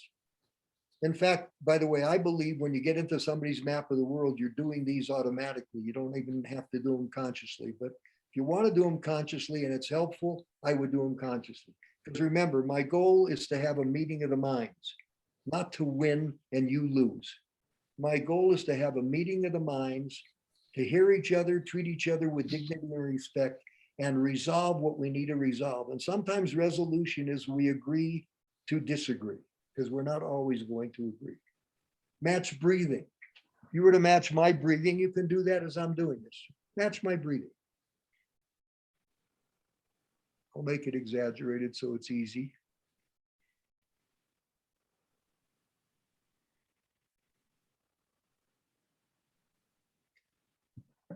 The story is told, I think was, oh, I'm forgetting the book. Was it Deborah? Wasn't Deborah Tannen? 3 things happen when you get older. First is your memory goes. Can't remember the other 2. I know I said that earlier. Anyway, match the breathing. What's the book I'm blocking on? The NLP book. I'm blocking on it. Anyway, the story in this book goes like this. This woman who wrote the book was hired by a client to help him go see his previous boss who wouldn't pay his benefits. So she goes with him. She spent some time training him. She goes with him to see the boss, and the boss says, "Who's this?" She says, "Oh, it's a client. It's a consultant of mine." "Well, you can have a consultant, but she can't come in." He says, "Hey, if I want her to come in, she can come in." He says, "All right, she can come in, but she can't say anything." So the 3 of them sit down, and she starts breathing like the boss. Her client saw what she was doing and did the same thing because he had some training. He starts breathing like the boss, and he got all of his benefits. I know that sounds weird, but sometimes it's that simple. By breathing by the other person, when you imitate, you establish rapport in the subconscious mind of the other person. When you imitate, you establish rapport with the subconscious mind of the other person. They trust you, they're comfortable with you. We have been imitating since we were little kids. All of our lives, all of you imitate several times a day other people and don't know you're doing it. Just check it out. Watch a couple in a restaurant. You can tell whether they're doing well or not. I watched a couple the other day. It was very clear they weren't doing well with each other. Other people, you'll see the imitation. One person, what I'll often do is have 2 people come up and don't know anything about this. And I say, just have a conversation. I let them practice for a few minutes. They go outside and I tell other people about this. And almost always they imitate each other. Almost always. Tone of voice I mentioned earlier. People have a harsh tone of voice, match energy. Too frequently, we as presenters and as transactional analysts tend to want to do everything from adult, logically, reasonably, rationally, and it doesn't fit as well as it could. So match tone of voice. You know, I've had a very difficult time. Well, tell me about that. I'm very interested. I don't say, well, tell me about that. I'm very interested. Energy level. I'm sorry. What I want to do is match tone of voice unless it's negative. I always want to match energy level. I match tone of voice unless it's a negative tone of voice. You never listen. I don't want to match that. I match energy there. You sound upset. I didn't say you sound upset. So I want to match energy level. Almost always tone of voice only if it's okay. I don't want to match negative stuff. I don't want to match negative stuff. Body posture, body alignment, visual, auditory, kinesthetic words. Metaphors. Boy, we hit it out of the park. That ball game must have been a lot of fun. Guys skating on thin ice. Well, I hope he can get that putt going where it needs to go. Metaphors are very useful. Paraphrasing is a very good thing to match with a paraphrase. I don't think paraphrasing should be in there. Match gestures. Nothing negative, nothing obvious. Now, why am I talking about three perceptual positions, another NLP concept? Because it explains map of the world. And before I get into map of the world, I want to have you understand this. These are three perceptual positions that people can take. The self position, the other position, or the observer. The self position, should a good communicator be able to present their own point of view? I tell you what I think, how I feel. There are lots of people who have trouble with the self position, especially the compliant child, especially. I have trouble presenting how I feel, what I think. That's the self position. The other position, as I see it, hear it, feel it, I remember Richard Erskine talking about attunement, really attuning to your client, to your patient, if you think that way, to your client. Be with them on a feeling basis, et cetera, et cetera. So I see it, hear it, feel it from your point of view. Now, the observer doesn't have anything with this to do with the subject we have right now, but let me just slide off for a minute and explain observer. Observer is seeing and hearing yourself from a distance. Now, all of us do this when we review something that just happened or happened yesterday, like I had an argument with you yesterday. And I'm now thinking about it. And it's as though a part of me from a distance is seeing and hearing this. And I'll say to myself, boy, that was a mistake. I'm glad I did that. Or I wish I could do that one over. There we are being the observer. Other ways in which we can be an observer. I like these NLP kinds of ideas. Somebody comes to you and says, we have this terrible problem. And you say, how long has that problem existed? So they depersonalize and they talk about that problem. So if you can do that, move a this to a that, it helps a lot. What I used to do when I would run meetings in my earlier years as a manager is we're sitting in a meeting and somebody says something very negative to another person across the table. And I say to the other person, please don't respond. Will the two of you change seats? And then I have this person who is on the receiving end say exactly the same thing, exactly the same way to this person who said the negative thing to begin with. So he can see and hear himself and what position that invites the other person into. I wanted him to be the observer. Let's go back to self and other. I'm going to give you some examples and I want you to tell me whether I'm taking this or think about this. Am I taking the self or the other position? Self position is I present my own point of view. Other position is I see it, hear it, feel it from your point of view. I don't want to go to that school. The kids won't like me there. Most everybody says self. That's correct. Sure they will. You're a good kid. Is that self or other? A lot of people say other. No, that's self. You're presenting your own point of view. The kid said he didn't want to go to school. The kids wouldn't like you there. You're disagreeing and say, sure they will. They'll like you. Less likely this kid's going to hear that. He's going to say to himself, Dad doesn't understand. He's not hearing me. He doesn't know how bad it is. Now, Dad's heart's in the right place, but he's not getting into this kid's map of the world. Your prices are too high. Well, we think they're a hell of a buy for the money. That's self and that's self. This is the biggest problem in conflict, the biggest discount. I present my point of view, you present yours, I present mine, you present yours. We think it's a hell of a buy for the money. Well,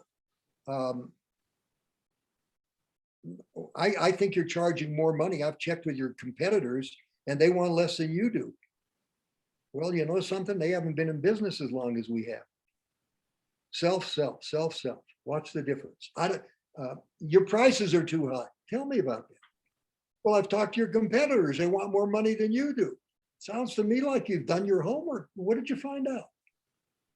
Now, when I use those ideas, let's go back here. When I take the self position, when I take the self position, when I get into the other person's map of the world, I'm over here. Now, I present my own point of view after I have rapport. This is presenting my own point of view after I have rapport. After I have rapport. I don't want to go to that school. The kids won't like me there. Gee, tell me about that, son. That sounds like a scary thing to do. Well, it is scary. I know that the kids won't like me. Well, how did you decide that?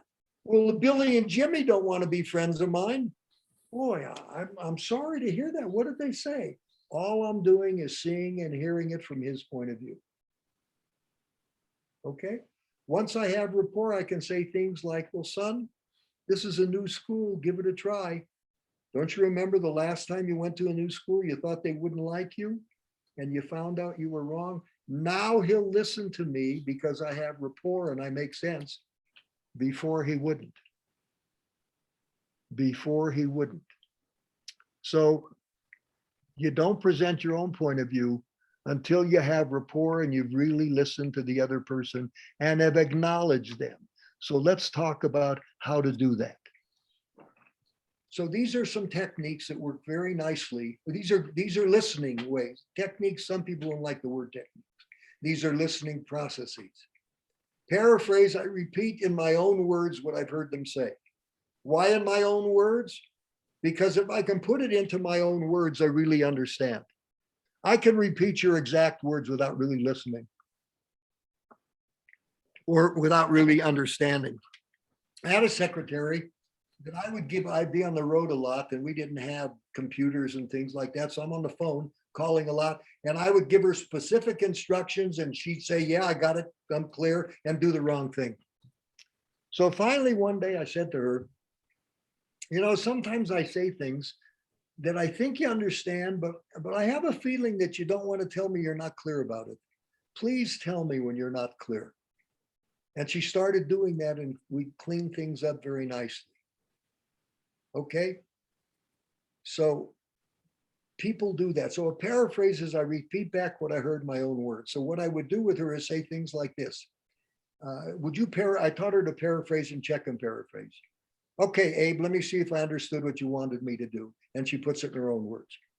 That tells me she understands. Check and paraphrase is the same thing, only it's put in a question form. Now, let me see if I understood what you said, Abe. You want me to do this, this, and this, and I put it in my own words. Am I correct? Okay. So if somebody said to me, you know, Abe, the problem with this seminar is you are talking so damn fast and I don't speak English well, and I can't get you to slow down. You know something? It's got to be a real hassle to have me go on and on in a rapid way when it's difficult for you and not tuning in. I'm really sorry about that. I put it in my own terms. Well, let me see if I check in paraphrase. Let me see if I got that straight. You're unhappy with me that in spite of your asking me to slow down, I haven't done that. And that's difficult for you. I certainly can appreciate that. I wouldn't like it myself. Paraphrase, check and paraphrase. Somebody will call in a business situation and say, you know, every time I call here, I get the damn runaround. Person here says, how can I help you? You know, that's the problem with that is you didn't tune in. You think it's a good response? It's not. He's frustrated. He's done nothing with it. You've done nothing with it. I remember one time coming in late on a flight, staying in a hotel less than a mile away from the hotel, which cab drivers don't like to drive you to unless you give them big tips. So I call the hotel because they usually have a van. And I said, I'm at the airport. This was about 20 minutes to 12 at night. And they said, we'll send something out to you right away. I called back after 12 and I said, I called 20 minutes ago. This was a different person now on the phone. And you guys said you'd send a van for me and you didn't. She says, we don't send a van after midnight.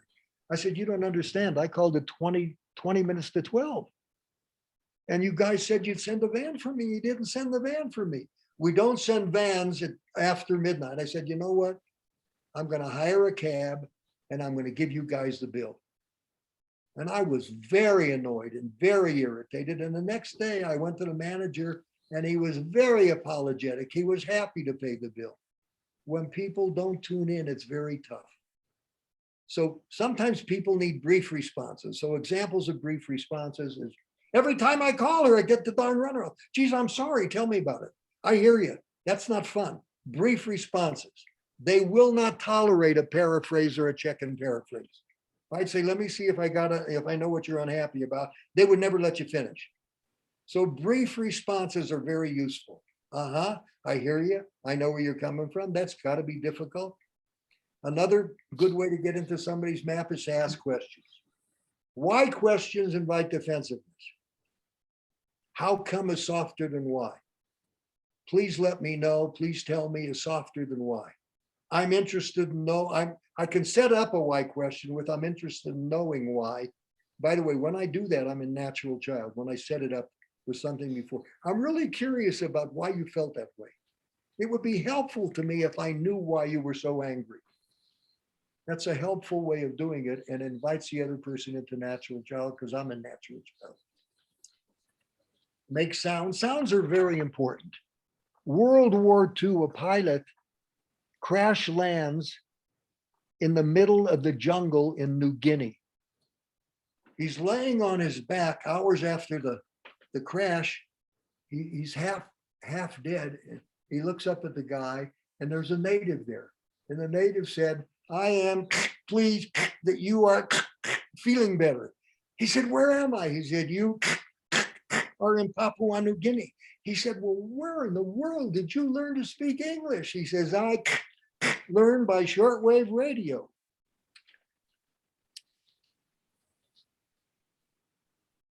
It's tough because I can't hear your laughs. If I could hear your laughs, I would keep going. That's a great joke. That's good, thank you. And then nonverbal responses are also very helpful. Putting a hand on a hand, nodding, et cetera, et cetera. That's pacing and leading, which is very, very useful. So here are some of the key concepts, not all of them, but here are some of the concepts that I talked about. People process information auditorily, visually, and kinesthetically. Please hear this. Stay blue and people will respond well to you. Turn red and it's better not said. And I say that a lot. Stay blue and people will respond well to you. Turn red and it's better not said. Hear this, because this is also very useful. The easiest way to stay blue is to see it from their point of view. The easiest way to stay blue is to see it from their point of view. This is the easiest way to cross transactions, is pacing and leading. That's the easiest way to cross transactions. You'll automatically be blue if you tune into the other person and communicate that you're with them. Whenever you are about to engage in a conversation, it's important to you, pace first. Tune into the other person, imitate. Healthy people appreciate positive strokes. The key to long-term rapport is to communicate, I care about you and I appreciate what you do. Make sure that compliments are sincere and not overdone. Let people know when they are moving in the right direction. Don't wait until they're perfect. Folks, don't strive for perfection. It's unattainable. Strive for excellence. Don't strive for perfection. It's unattainable. Also within yourself, giving yourself a hard time. Parent talking to the child in your head is a real issue. Diplomatic confrontation, which I call carefrontation, is a form of love. There's some references. All of this is going to be available to you. I'm open for questions. Brenda, you have any or comments? I have a Yes. question. Yes, I have some questions that came in. Do you want to go ahead, Ellison? I'm willing to stay over. I'm not stuck with 2 hours. I'm willing to Hey, stay. turn off your screen share. Turn off my chart. Okay. Yes. Here's your. Oh, okay, great. Okay. Wow. Sharing, so everybody one. can see you. How do we ask questions? Can we raise our hand? Okay. That's okay with me. You can put it in the chat. Put it in the chat. Yeah. Does she know how to put it in the chat? Do you know how to put it in the chat? Yes, I do. Just Now don't that know if I- Allison's unmuted, she could ask the question. That's okay. If you want to unmute and ask a question, it's okay with me. Go ahead. I'm sorry. Okay, I'm sorry. I'm partly deaf, so it's hard for me to know whether I'm the one that's being asked. Yeah, hi there, Abe. First of all, I want to thank you for a wonderful presentation. And I'm wondering, I came in late, and I'm wondering if it sounds like the map of the world, and in a way, is similar to the use of cyclograms and egograms in helping clients understand better the map of the world. It's what with egograms, did you say? It's what? Okay, egograms and cyclograms. Uh-huh. Right. I know egogram. In other words, I use egograms and cyclograms to help people understand the other person's perspective. And I'm wondering if you covered that or. No, I didn't. I didn't talk about egograms. Oh, okay. Yeah, I did not cover that. Okay. Other questions? You can raise your hand if you want, or Brenda, you have some. Yeah. Oh. It says, can you clarify for me how to differentiate critical parent from angry or scared child? The expression of those feelings may be delivered from CP, but the anger and or fear is in the child. That sounds too complicated. All I want to do, again, I don't want to make it so complicated that the average person doesn't understand. The child may have the feelings, it gets expressed by the parent in that example. So the ego state I'm most invested in is the one that is that's being demonstrated. Now, analytically, I don't know if I want to get into whether it's in the child or where it's at. I deal with what I see and hear. We said an ego state is a state of the conscious mind you can see. I don't know how to answer that differently. If there's some of you that want to do that, that's okay with me. Another question, how to do pacing and leading online?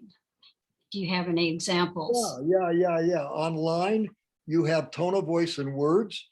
And if you can see them, you also have the visual stuff. So I think that's very acceptable and you can use it that way. And you can pace by matching words, auditory, visual, kinesthetic words. You can match how fast they're speaking, how slow they're speaking. All of those things will be very helpful to you. And remember, you can get into their map of the world online or on a telephone too. Same way, if I have a complaint, for example, somebody sends me an email with a complaint, my first paragraph is to be understanding. You know, they call and they send and they say, I came to your organization, your company, and you did this, this, this, and this. And instead of saying, well, the reason we did this and we're short-staffed, that's presenting your map. You're not getting into their map. So what I say to them is, boy, that must have been a difficult thing for you. I know how unpleasant that is. I've had experiences like that myself. Let me tell you what's going on with us. And I might not do that right away. I might want from back and forth before I present my own point of view. I don't present my own point of view until I know I have rapport. So I've spoken a little slower, a little faster to find out if I have rapport. Do they match some of my words, et cetera, et cetera. If I know I have rapport, then I present my point of view. Another question, how to respond to those who frequently interrupt? That's the hurry up personality. Brenda, would you ask me why I think I'm such a good speaker? Abe, why do you think you're such a good? My timing. Okay, Brenda, let's see. That's an old Hollywood joke, by the way. Well, what I would do is people like, I mean, there's a variety of things you could say. I might say to somebody, you know, what I found is that you have a lot of good ideas and you feel strongly about your own point of view. And I'd really appreciate it if you'd let me finish first. So let me give you an example. I have a guy in group therapy who was a former convict. And what I would do when somebody interrupts me is I keep talking. So the two of us, Brenda, would you talk and keep talking while I talk? And you just talk incessantly, and so do I. And it went on like this in this group meeting for 5 minutes. So go ahead, Brenda. Well, honestly, Abe, I haven't seen you for a while, and can you tell me a little bit about yourself? Oh, yeah, you've got a red, oh, that's great. Yeah, okay. That's the idea. Keep talking when they talk. If they can persist, keep talking when they talk. Or I could say, hold on 1 minute, I'm not done yet. I know what you have to say is important. Or when you have some time, when they're done, say, I appreciate that you feel strongly about your point of view, and I'd really appreciate if you listen to me. There are a variety of ways of doing it. But when you Okay. don't confront that behavior, you are rescuing, and it's not helpful. How can one build rapport with someone who is patronizing in their tone, sanctimonious about how prepared for life they are, and speaks pedantically, trying to get to you to stop making mistakes? Well, that's the critical parent. They're condescending. And what I mean by condescending is, it was being condescending. Sorry about that. Okay, anyway, let me say this to you. You will not confront the boss, for example, unless you feel safe. If you don't feel safe with somebody, you won't do the confronting. So you need to do something to feel safe. And people who don't feel safe are not going to take the chance. Now, let me say this to you. If you know how to confront diplomatically and you also stroke them, even if it's your boss, be interested in them. From time to time, compliment them sincerely. All of that builds rapport. And once you feel like you have rapport, you might even say to your boss, is it okay if I point something out to you that I think would be helpful? Because you're already such a good pro. I have an idea or two that I think would be helpful for you. There are a variety of ways of setting the stage. You can come up with these as well as I can. Well, I don't see any other questions, but there are lots of nice comments for you. Go with some of those. Okay, thanks to Abe and all who put this on. I have to leave. That was Felipe. Let me see here. Let me go up. Thank you, Abe. Loved it. Thanks also to the organizer. Greetings from Slovenia. Thanks for this great presentation, Abe. Very useful. Okay, what else? Loved it. This was hilarious. LOL. Okay. That's good. Thank you. Thank you. All right. Love getting strokes, folks. Hey, I really enjoyed all of you. For me, it was a real honor to get a chance to talk to transactional analysts and people interested in it around the world. It was a really, really wonderful thing for me. I'm 85 years old, and I want to do as much as I can to promote this wonderful, wonderful philosophy of transactional analysis, and I'm also in love with NLP. Thanks so much, folks. Let me leave you with a story. A bird was flying south, got caught in a blizzard. Its wings froze, it fell to the ground dying. A cow inadvertently dropped a load of manure on a dying bird. The bird's wings started to thaw. It started to chirp. A cat heard a chirping bird and wiped the manure off of him and ate him. What's the moral of the story? People who dump on you aren't always your enemies. People who rescue you out of the manure aren't always your friends. But if you're over your eyeballs in manure and you're warm and comfortable, keep your mouth shut. Great, folks. Take care. All the best to you. Thank you so much, Abe. Thank you, Abe. Enjoyed it. Thank you, Brenda. Thank you. Okay. Yeah, I don't know where Bob is, but Thank you, Abe. I want to invite people to. Back. Are you back, Bob? My internet is having some problems over here. There Okay. we are. Thank you all for coming. The recording will be available for 1 week, and the slides will be, we will let you know where the slides will be available. And my internet is having some issues right now, Lisa tells me, but I'm glad. Thank you, Abe, very much. I feel like you're a soul brother in many, many ways. Thanks a lot. And like I said, I'm going to send you my slides immediately, so you can send those out. okay, well, yeah. finish by saying that you say what you mean, and you mean what you say, you do what you want, and you want what you do. I heard a rabbi recently said, happiness is not having what you want, it's wanting what you have. And another person said, it's not what you have, it's who you have. It's not what you have, it's who you have. Before we stop, I would like to invite people to visit our new website, USATAA.org, and you can join if you're interested in membership. And we also are looking for members for our various council committees. And you can, let's see what's the email here. You can email us. And also, we will be doing more workshops in the future. I will be doing one on the psychology of love addiction. And we are just now organizing our 22 schedule. So if you have ideas or interests, let us know. And remember to visit the Facebook page on Wednesday, noon Eastern time, and ask Lucy questions. She'll be live with Alexis. Okay, bye, everybody.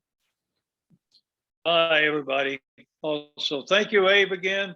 Appreciate you very much. And stay tuned for our next experience coming soon to any of you anywhere in the world. Thank you all for coming. All the best. Anything else anybody wants to say? Goodbye.